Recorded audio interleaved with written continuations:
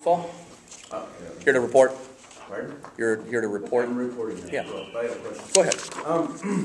2009 implemented digital conversion for TV signals across the country. And prior to that, we all heard for about a year how that was going to happen, how we're going to get a digital converter, how we get all these channels and everything. The reality of that is, in rural areas, that digital signal only carries 25 miles, and if you're outside that 25 miles, you're essentially screwed, which a lot of us in rural Washington County are. There's people in this audience that I know have invested $600, $700 or more to get a digital signal, and they cannot get it.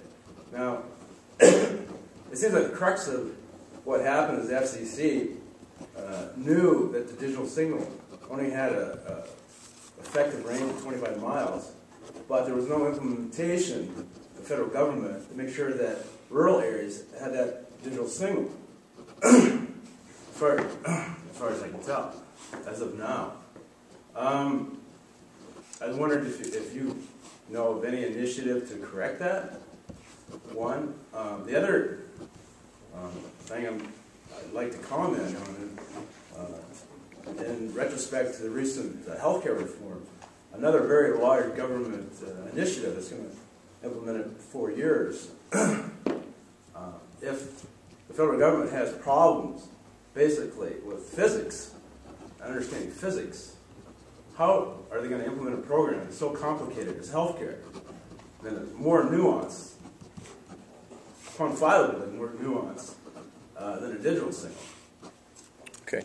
Well, I am very concerned about what you're saying about this not working for the rural areas, and I will look into whatever initiatives there are and be involved with them, because that's unacceptable for that kind of thing to happen, and certainly not anything I would want to happen. Yeah, the health care bill is complicated, but of course the system is a private-based system that's been set up in this thing. The exchanges are not a government program like Medicare, which I'm glad we have Medicare.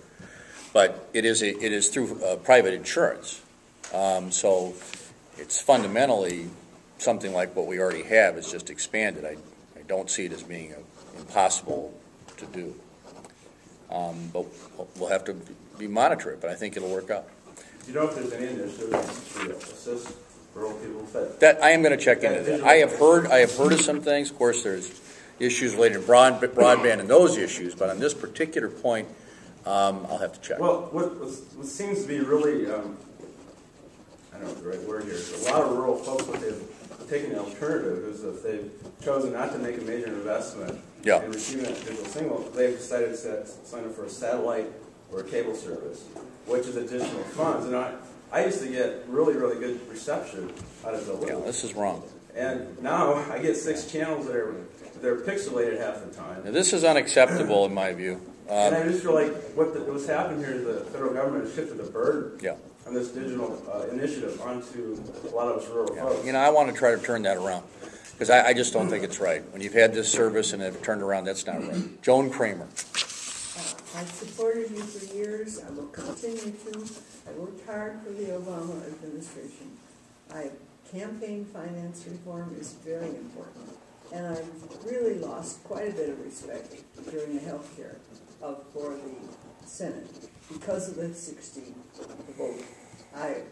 Massive egos were at play. There were 2 people that really held things up. And that was an embarrassment to me that the Senate was operating that way. It was very frustrating because, you know, we could have done the whole thing through abusing the reconciliation process. Could have done that. The goal was to have a bipartisan bill.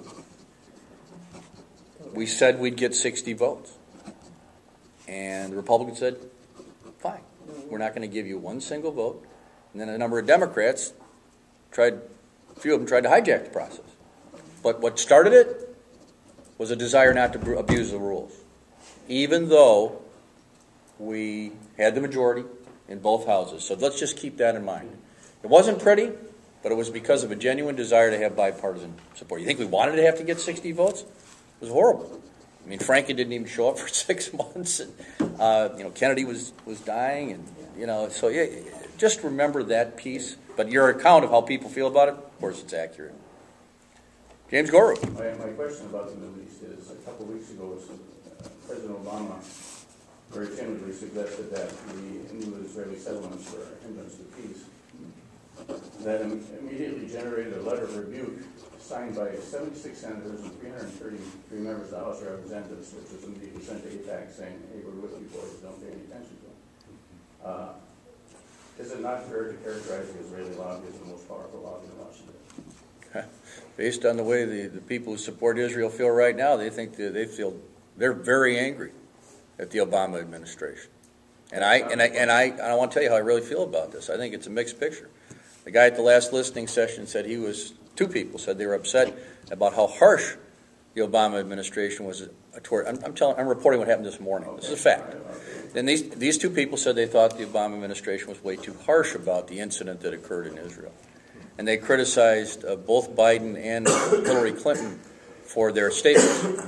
I responded as follows. I thought Biden was entirely within his rights and it was appropriate to say that this was inappropriate when he was there and these new settlements shouldn't have been announced this way. I will tell you, I know you and I disagree with that. I thought Hillary Clinton's remarks were too harsh. I thought there was language that's not appropriate for an ally. Israel's an ally. And I'm not going to treat Israel as some kind of an enemy nation. So I think we got to get the right balance. And I think the balance went a little too far, but I agree with you that this settlement thing has got to be part of the solution, and Israel has to take bold steps to deal with it. Otherwise, there won't be peace. But that's not my question.